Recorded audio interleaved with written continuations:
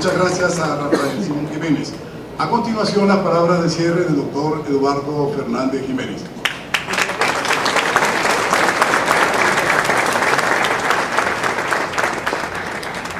Muchas gracias. Muchísimas gracias a todos ustedes por estar aquí presentes. Muy contento de verlos a todos, muy agradecido de la compañía.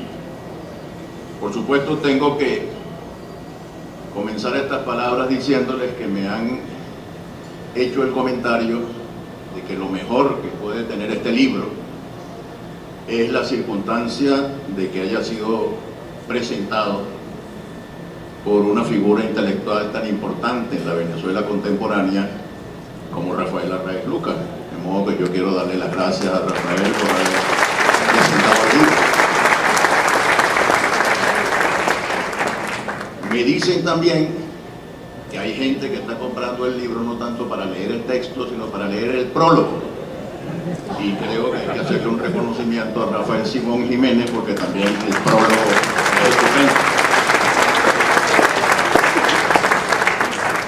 Me dicen también que el libro no sería el libro si no hubiera sido por lo inteligente de las preguntas que hizo Manuel Felipe, que fue el promotor del libro.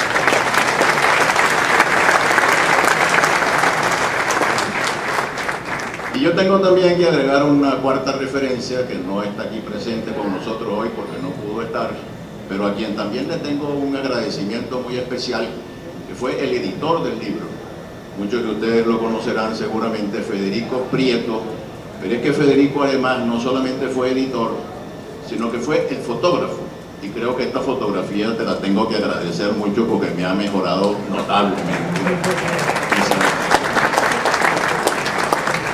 Antes de empezar mis palabras formales, yo quisiera, porque aquí hay mucha gente a quienes yo quisiera mencionar, a quien yo quisiera nombrar, muchas personalidades, pero yo voy a obsequiarle un libro a una persona que está aquí, me siento muy honrado porque esté presente en este acto, que es el excelentísimo señor nuncio apostólico de su santidad el Papa Francisco, Monseñor Aldo Giordani, ¿no?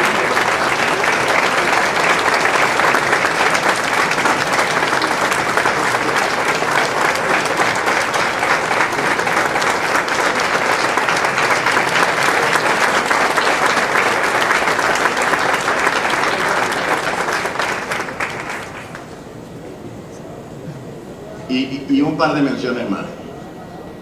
No puedo ocultar las obligaciones que se derivan de mi militancia en esa causa de fe que es la democracia cristiana y el socialcristianismo.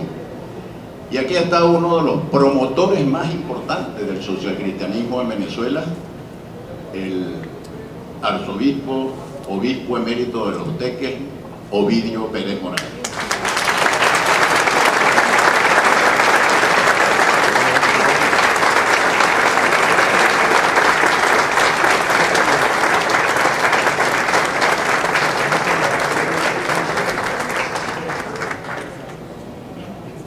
Creo que aunque suene un poquito clerical, en todo caso son dos referencias que los interpretan a todos ustedes. Darle las gracias también a Nilson Guerra por su amable contribución al desarrollo de este acto y conversar con ustedes muy brevemente.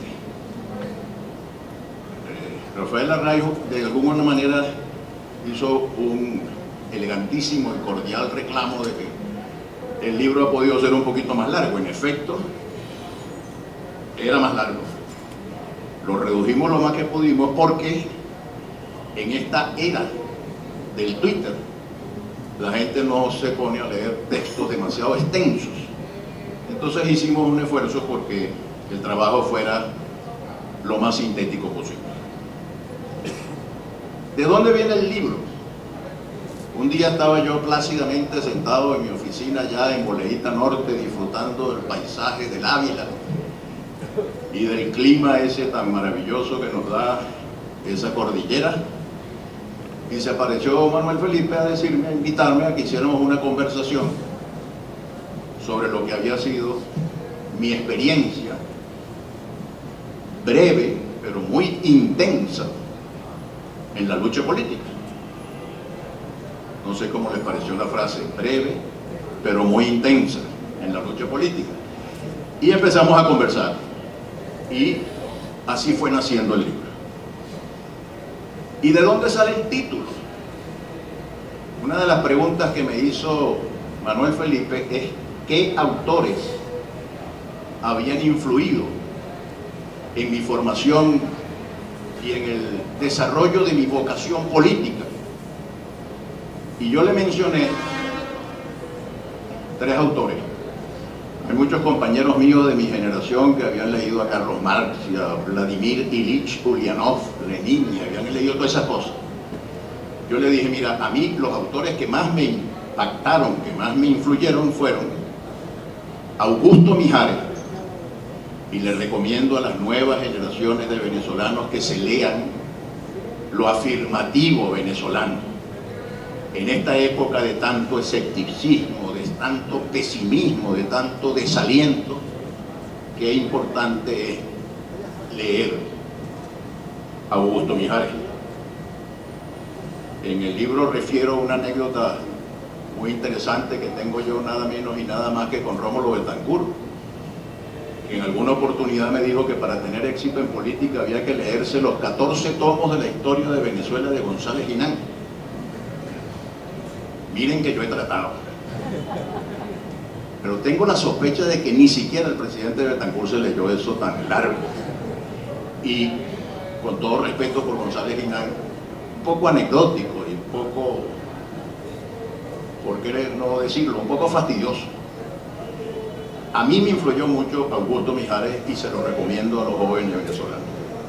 Me influyó muchísimo también una persona que creo que es el más grande ensayista de Venezuela en el siglo XX, Mariano Picón Salas, y sus ensayos sobre la realidad venezolana, y sobre todo uno que tiene que ver con los días de Cipriano Castro, el principio, el fin del siglo XIX y el principio del siglo XX, y que recomiendo mucho su lectura porque vamos a encontrar que hay demasiados paralelos, demasiadas similitudes entre el final del siglo XIX venezolano y el comienzo de la larga hegemonía andina en Venezuela, y el final del siglo XX y el comienzo de esto que estamos sufriendo los venezolanos en este momento. Pero le dije que el que más había influido en mí había sido don Mario Briceño Iragorri, que yo lo había leído con devoción. Había leído, por ejemplo, El caballo de Ledesma, que es de las más tempranas contribuciones de Mario Briceño. Había leído El mensaje sin destino, El mensaje a la juventud venezolana, y había leído un ensayo que me había impactado especialmente, un ensayo de interpretación de la realidad venezolana, lo llama él mismo, que es el que lleva el título del libro La traición de los mejores. Traía unas citas, y por lo visto a Manuel Felipe y a mí nos impresionan las mismas citas de Mario Briceño, porque tengo las mismas citas aquí. Mientras Manuel Felipe las leía, yo dije, caramba, voy a tener que cambiar mi discurso. Pero creo que no, que conviene repetirlas, porque vale la pena escucharlas con atención. Y créanme que para mí es un altísimo honor que en este acto esté acompañándonos nada menos y nada más que Beatriz Briceño Picón, hija de Mario Briceño Iragorri. Me siento muy honrado, Beatriz, que nos estés acompañando.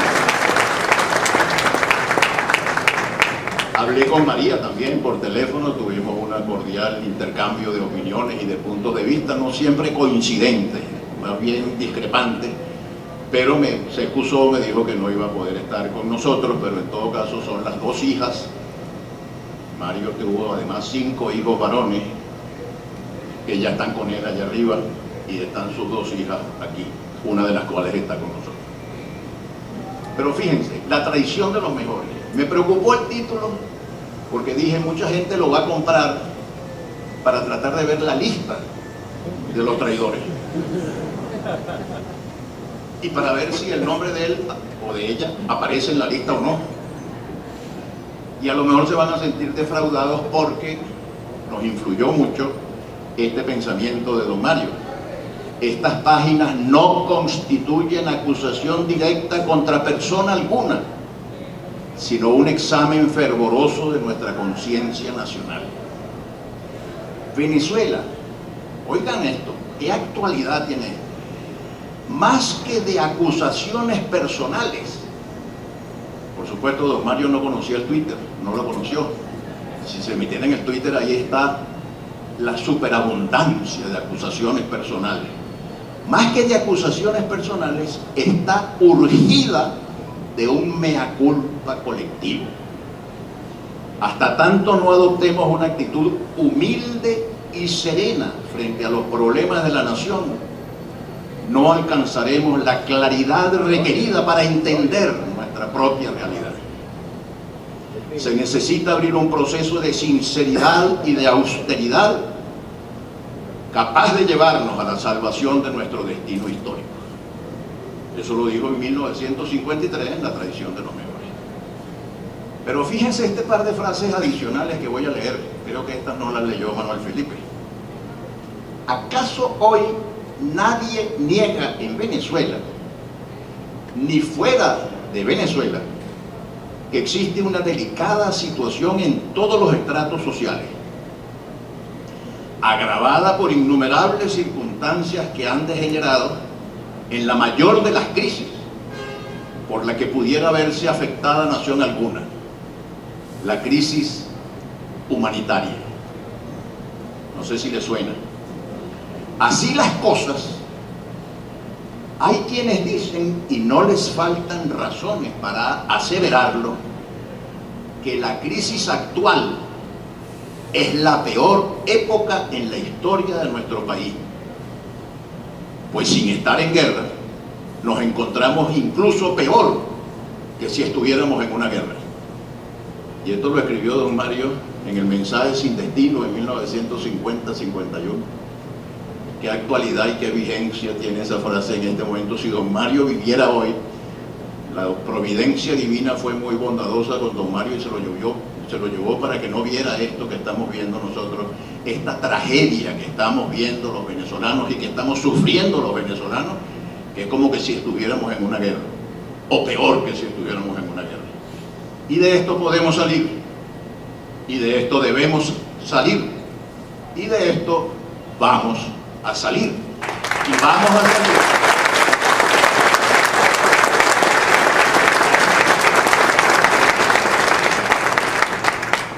Y vamos a salir inspirándonos en el pensamiento de los mejores venezolanos, pero no los que traicionaron el ideal de patria, sino los que sirvieron al ideal de patria, entre los cuales está en posición muy relevante Mario Briceño. De nuestro pasado, dice don Mario, debemos tomar no la lección de pesimismo aconsejada por los conformistas. Este párrafo lo dedicaba a él a combatir la tesis del gendarme necesario, que tanto daño le ha hecho a nuestro país y le sigue haciendo. Que solo ven lacras y defectos en el pueblo, sino las lecciones magníficas que nos dan los hombres ejemplares. Volvamos hacia ellos, no como idea, como teoría del bien, sino como acción. Consigamos la conciencia del fin, la unidad de valores que subyacen en lo inconsciente colectivo, y logremos la fe, exceso aglutinante de lo funcional venezolano. Yo quisiera, porque tengo conciencia de que todos los que estamos aquí, todos los venezolanos y las venezolanas que están aquí, todos nosotros somos gente de futuro, ¿o no? Entonces, yo más que hablar del pasado, quisiera aprovechar estas palabras para incurrir en un atrevimiento muy grande, pensando qué es lo que yo debería comentar con ustedes a propósito de la presentación del libro, se me ocurrió este atrevimiento. ¿Qué nos diría don Mario si de pronto se hiciera presente entre nosotros? Me puse a pensar en eso.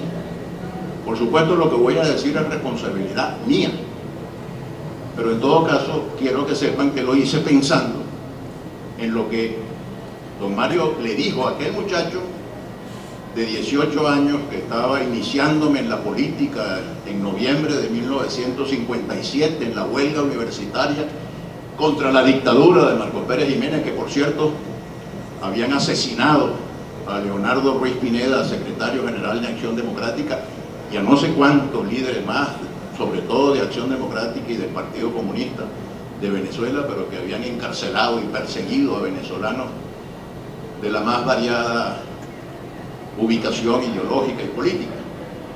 Y entonces se me ocurrió un decálogo. Nosotros los socialcristianos somos muy aficionados a los decálogos, desde tiempos anteriores a Cristo, desde Moisés en adelante nos hemos hecho muy aficionados al decálogo. 10 consejos que yo creo que nos estaría diciendo don Mario en este momento. La responsabilidad no es de él, por cierto. Tengo un inmenso respeto por su figura y me parece censurable desde todo punto de vista las maniobras que hace el oficialismo para tratar de utilizar perversamente el pensamiento nacionalista apasionadamente venezolano, militante y combativamente venezolano de don Mario. Primer tema del decálogo. Don Mario nos estaría diciendo a nosotros, venezolanos de esta hora: salven la democracia, defiendan la democracia, luchen por la democracia. Vale la pena luchar porque Venezuela viva como una nación ejemplarmente democrática.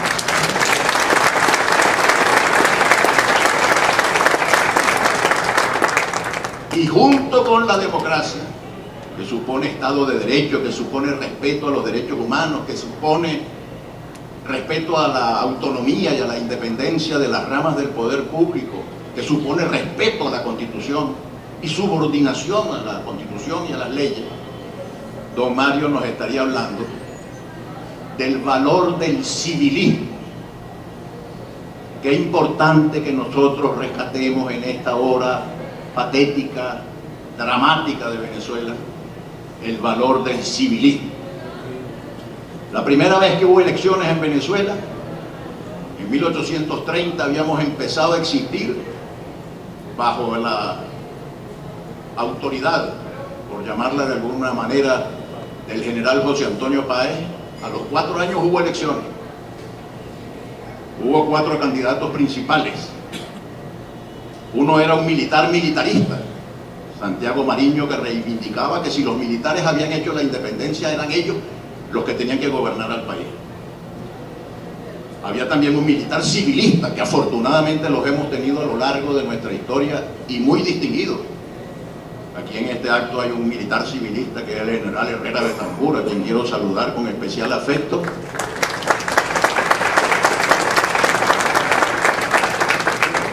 Y es un general que vive y que ha asumido su profesión en la tradición de militares civilistas como Carlos Sublet, como Eleazar López Contreras, como Isaías Medina Angarita, como el general Alfonso Rabar.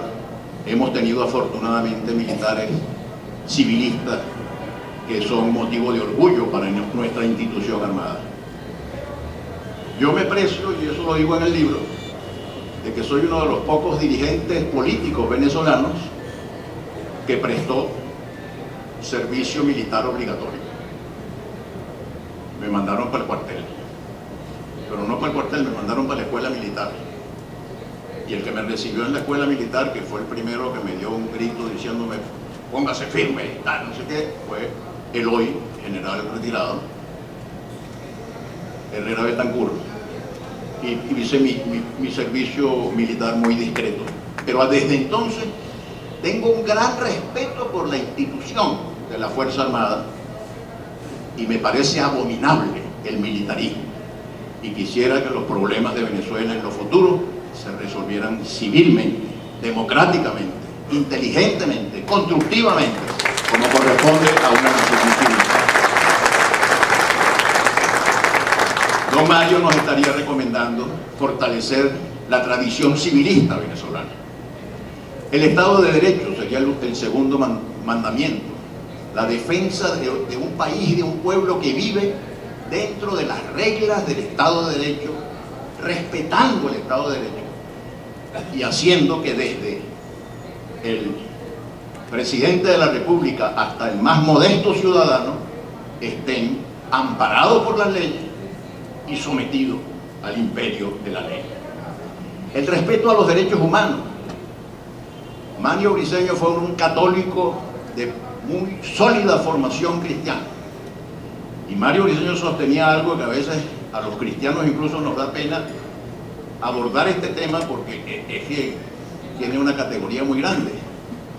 La dignidad de cada uno de los seres humanos.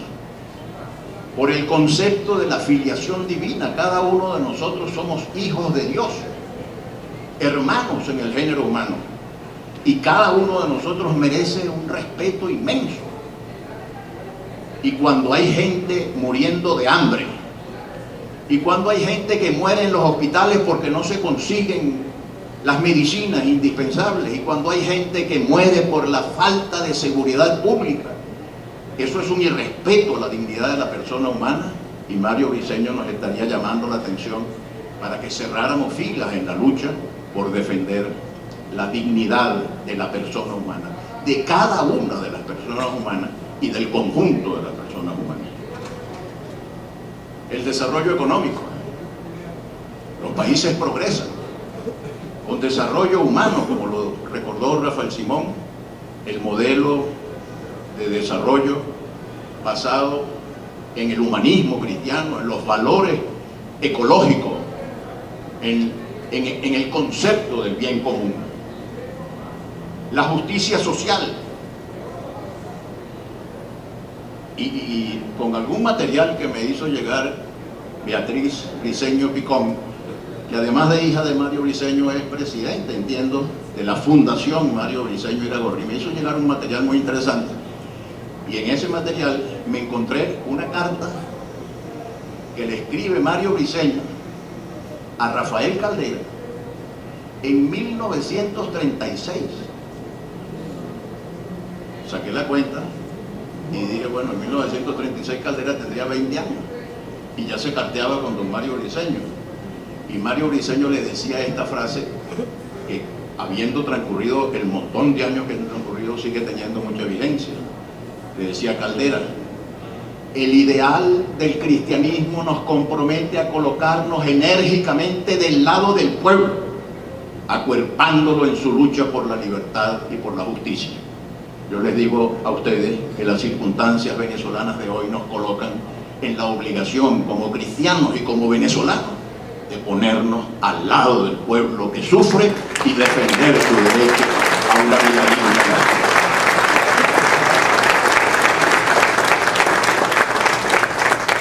Bueno, seguimos con el decálogo. Y ahora, como yo me lo sospechaba, se me perdió la chuleta donde tenía marcado el decálogo, pero ya la encontré otra vez. La igualdad de oportunidades. El problema no es simplemente distribuir riqueza entre la gente, sino distribuir, y este es otro de los temas de Mario Briceño, distribuir educación.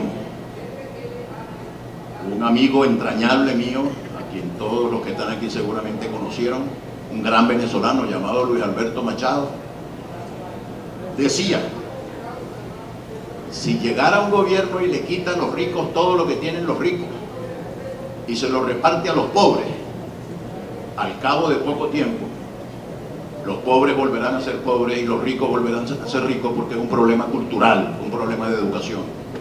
Por eso he pasado mi vida pública predicando que mucho más importante que son los barriles que podamos tener de petróleo en la entraña de la tierra es ganar la batalla de la educación, de la ciencia, de la tecnología, de la cultura, y los países que van a tener éxito. Y los países que van a tener éxito en el futuro son países que se ocupan de la educación. He puesto muchas veces el ejemplo del Japón. Ustedes no lo crean, en 1945-50, Japón era un pobre país destruido y Venezuela era una economía muy próspera y muy floreciente. Japón acababa de recibir 2 bombas atómicas, una en Hiroshima y otra en Nagasaki. Estaba destruido. Los japoneses no tienen petróleo, ni tienen hierro, ni tienen aluminio, ni tienen nada.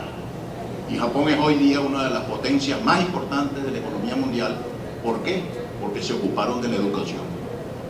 Nosotros que tuvimos petróleo pudimos haber tenido además de petróleo educación y estaríamos hoy día siendo una potencia respetable en la geografía universal.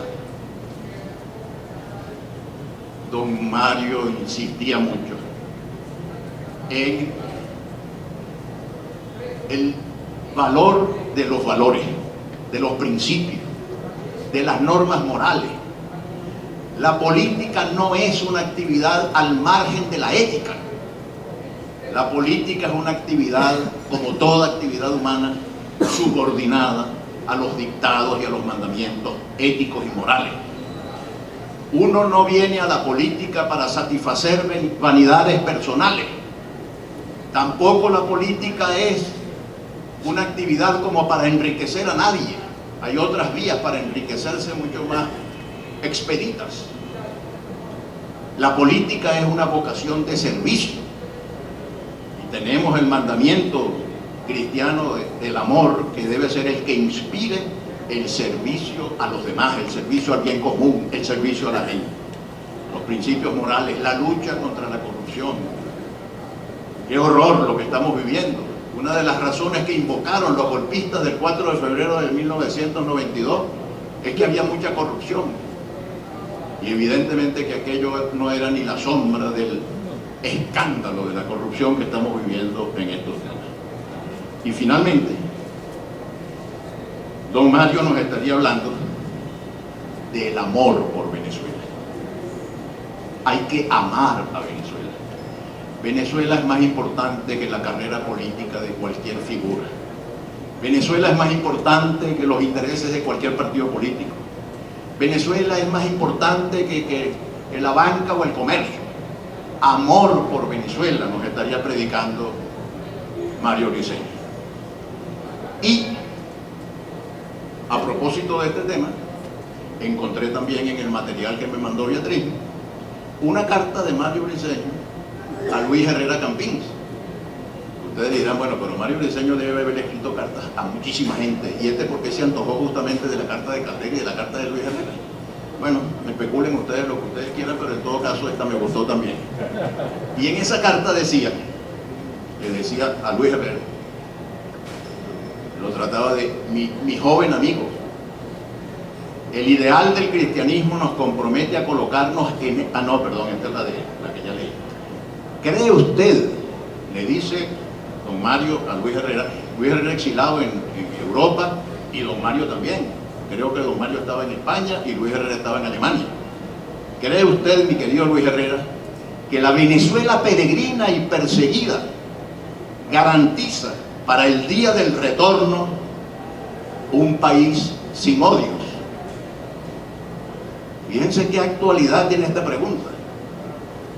¿Será que nosotros podremos garantizar un país donde prevalezca la justicia, pero donde no prevalezca el odio? Me formé en una corriente de pensamiento ideológico y político que predica el amor. Me siento interpretado inmensamente por el actual Papa, el Papa Francisco, el Papa Bergoglio, que predica constantemente el amor, que no significa negación de la justicia, todo lo contrario. Aquí me siento muy distinguido también por la presencia de un amigo, el doctor Duque Corredor, magistrado, administrador de justicia honorable y respetable, que ha trabajado el tema, y lo mismo mismo que Rafael Simón Jiménez, el tema de la justicia transicional. Necesitamos justicia, pero sobre todo este país necesita erradicar el odio y que prevalezca el amor. Muchas gracias.